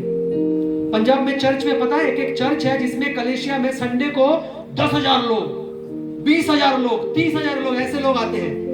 ऐसे बड़े बड़े प्रभु के सेवक को खड़ा किया है प्रभु ने। लेकिन वो समय था आज से 20 साल पहले, पंजाब में बहुत सताव होता था। तो प्रभु का दास जा रहा था, उसके सामने लोग आगे बंदूक लेके, और वहां पे ना बड़े बड़े बंदूक रखते हैं लोग घर में, नल्ले वाले बंदूक। पंजाब में देखा होगा, मूवी में देखे होंगे ना, लंबे लंबे बंदूक रखते हैं, तमंचा वगैरह नहीं चलता है उधर। तो वो बंदूक लेके उसके सामने टांग दिया, बोला तुम तो बहुत प्रभु यीशु का बात बोलता है ना, हम तुमको गोली मार के उड़ा देगा। तो उस प्रभु के दास ने एक बात बोला, क्योंकि मैं उस समय में नहीं था, मेरा एक दोस्त है जो मेरे बाइबल कॉलेज में पढ़ता था, पास्टर विक्रम, अभी वो चंडीगढ़ में है, वो उसके साथ था। उसने बोला कि जब उसको टांग दिया तो पास्टर नरेश पॉल ने एक ही बात बोला कि तुम्हें गोली चलाना है तुम गोली चलाओ, आज अगर मेरा प्रभु नहीं चाहता कि मैं मरूंगा, तुम्हारे बंदूक से गोली निकलेगा नहीं, और अगर मैंने मर गया तो ये सोचो कि तुम्हारा हिसाब भी प्रभु बढ़िया से लेगा। और वो गोली चलाया, उसके बंदूक से गोली नहीं निकला, वो बंदूक गिरा दिया, उसके सामने घुटने पे आ गया वो बंदा जो मारने आया था। हालेलुया। क्योंकि प्रभु का समय नहीं आया था उसको ले जाने का। तो इसके लिए मुझे कहा कोई मेरे चुने हुओं को मत छूना और ना मेरे नबी को कोई हानि करना। तो ये अभिषेक जो आपको मिलेगा ना, वो अभिषेक आपको बचाएगा, वो अभिषेक पहले आपको उद्धार दिलाएगा, फिर वो आपको इस्तेमाल करेगा, आप दूसरे के लिए आशीष का कारण बनोगे, फिर वो अभिषेक आपको प्रोटेक्ट करेगा। क्या आप पाना चाहते हैं उस अभिषेक को? क्या आप अपनी जिंदगी में उस अभिषेक को ग्रहण करना चाहते हैं? आइए एक वचन पढ़ेंगे लास्ट में, ईसाया पुस्तक उसका 10 का 27 पढ़ के हम खत्म करेंगे। उस समय ऐसा होगा कि उसका बोझ तेरे कांधे पर से और उसका जुआ तेरी गर्दन पर से उठा लिया जाएगा और अभिषेक के कारण वह जुआ तोड़ डाला जाएगा। यहाँ पे लिखा है अभिषेक के कारण वो जुआ तोड़ दिया जाएगा। इजराइल के लोग फंसे हुए थे, हर तरीके से गलत कामों में फंसे हुए थे। जिसने देखा परमेश्वर ने लाल समुद्र को 2 भाग में भाग दिया, जिसने देखा उसने मारा के काढ़े पानी को मीठा पानी बनाया, जिन लोगों ने देखा पत्थर में से परमेश्वर ने पानी निकाला, जिसने देखा परमेश्वर ने कैसे एरियो के दीवार को बिना लड़े गिरा दिया, इतना कुछ देखने के बाद भी जब इजराइल के लोग परमेश्वर से मुंह फेर लिया था, जब वो दूसरे देवी देवताओं के पीछे चला गया था, परमेश्वर ने अपने नबी को खड़ा किया। तब लोगों के अंदर में जुआ आ गया था, शैतान उसको फंसा लिया था और लोगों के जीवन में कोई तरक्की नहीं था, लोगों के जीवन में कोई खुशहाली नहीं था, वो सब श्राप में जी रहे थे। तो तब प्रभु की दास ने अभिषेक के बारे में कहा और उसने नबूवत किया कि तुम्हारे, दोबारा पढ़िए उस वचन को, हम सब खड़े हो जाएंगे प्रभु की उपस्थिति में, इस वचन को पढ़ेंगे और उसके बाद प्रार्थना करेंगे। पढ़िए पढ़िए बहन उस वचन को। उस समय ऐसा होगा उस समय ऐसा होगा कि उसका बोझ तेरे कंधे पर से, उसका बोझ, शैतान का वो बोझ जो आपके कंधे पे डाल के रखा है, वो परेशानी के साथ, वो तकलीफ के साथ, वो बीमारी के साथ, वो बोझ तेरे कंधे पर से, और उसका जुआ तेरी गर्दन पर से, और वो जुआ जो तुम्हें कंट्रोल करता है, नशे से कंट्रोल करता है, लड़ाई झगड़े से कंट्रोल करता है, गलत स्वभाव से कंट्रोल करता है, व्यभिचार में फंसे हुए लोगों को व्यभिचार से कंट्रोल करता है। बहुत सारी माएं हैं यहाँ पे, बहुत सारी स्त्रियां हैं यहाँ पे जो अपने पति के लिए प्रार्थना कर रहे हैं, जो व्यभिचार में फंसे हुए हैं। आज वो बोझ प्रभु उसके जीवन से हटाने वाला है, वो जुआ प्रभु आज तोड़ने वाला है। वो आपसे प्रेम करने लगेगा क्योंकि आपके अंदर में प्रभु का आत्मा उसको दिखने लगेगा। वो पति आपके पास खींचा आएगा क्योंकि आपके अंदर से परमेश्वर का प्रेम दिखेगा। जिस प्रेम के लिए वो दुनिया में दर बदर भटक रहा है, उसको आपके अंदर में वो अजीब सा प्रेम महसूस होगा जिसके सामने दुनिया की सारी चीजें फीकी लगेगी, क्योंकि वो आपके अंदर में परमेश्वर का अभिषेक काम करने लगेगा। आपको प्रभु ऐसा सुगंधी बनाएगा, ओ जिसमें से एक सुगंध निकलेगा और वो लोगों को शांति देगा। Yes Jesus. फिर कहता है परमेश्वर का वचन, वो तेरे जुए को तोड़ेगा। पढ़िए बहन, आगे क्या लिखा है? और अभिषेक के कारण वो जुआ तोड़ डाला जाएगा। और अभिषेक के कारण वो जुआ तोड़ डाला जाएगा। आज प्रभु एक खास समय दिया है आप सभी को। आज प्रभु हर एक जुए को तोड़ेगा जो आपके जीवन में है, जो आपके परिवार के ऊपर है। हो सकता है आपके माँ बाप, माता पिताओं के बीच में अच्छा संबंध नहीं है, लेकिन बच्चों को आज प्रार्थना करना है, वो जुआ टूटेगा। मेरे पिता मुझसे प्रेम करेंगे, मेरी माँ मुझसे प्रेम करेंगे, वो आपस में प्रेम करेंगे और हमें प्रभु के प्रेम में बढ़ाएंगे। वो पत्नी प्रार्थना करेगी पति के लिए कि मेरा पति प्रभु में चलेगा। वो प्रार्थना करेगा, मुझसे प्रेम करेगा, बच्चों से प्रेम करेगा, अपने परिवार को जिम्मेदारी से डालेगा। कोई भी नशे का जुआ हो वो आज टूटेगा यीशु के नाम से। कोई बीमारी का बंधन हो आज वो टूटेगा यीशु के नाम से। कोई भी परेशानी हो, शैतान का बंधन हो, आज वो टूटेगा यीशु के नाम से। आप कहें आमीन। आप अपने जीवन के लिए प्रार्थना करें। ये समय हम आपको दे रहे हैं। परमेश्वर की आत्मा आपसे बात कर रहा है मेरे प्यारों।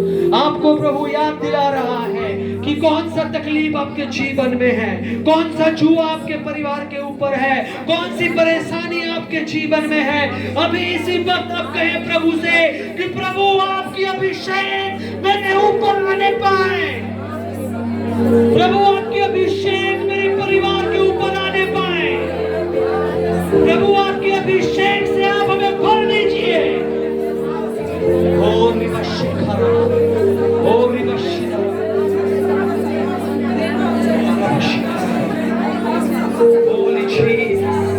आइए हम प्रार्थना में रहे। ओ हम अपने मुखों को खोले, हम प्रार्थना करते रहे। ओ शैतान से उन सारी जुआओं को छीने यीशु के नाम से। हमें लड़ना है, हमारे परिवार के लिए हमें लड़ना है, हमें उठ खड़ा होना है। वो परमेश्वर का दास कहता है, उठ खड़े हो, तेरा प्रकाश तुझ पर आ गया है। वो उसका प्रकाश तुझ पर आ गया है। परमेश्वर का प्रकाश तुझ पर आ गया है। हम प्रार्थना करते हैं प्रभु, आज पिता, आज आपके भाइयों और बहनों को, ओ यहाँ पे जो आए हैं, आपके अभिषेक से भर दीजिए। Yes, Jesus, hallelujah. Holy Jesus, hallelujah. आइए हम प्रभु में बने रहे, हम उसकी आत्मा में खोए रहे, हम प्रार्थना करते रहे। ओ प्रभु से कहे, प्रभु आज मुझे आपका अभिषेक चाहिए, आज मुझे आपका अभिषेक चाहिए, हमें भर दीजिए आपके अभिषेक से। होली जीसस, हम प्रार्थना करेंगे। ओ हम परमेश्वर के सामने हम अपने आप को झुकाएंगे, हम कहेंगे फिर से वो आम बरसा दे।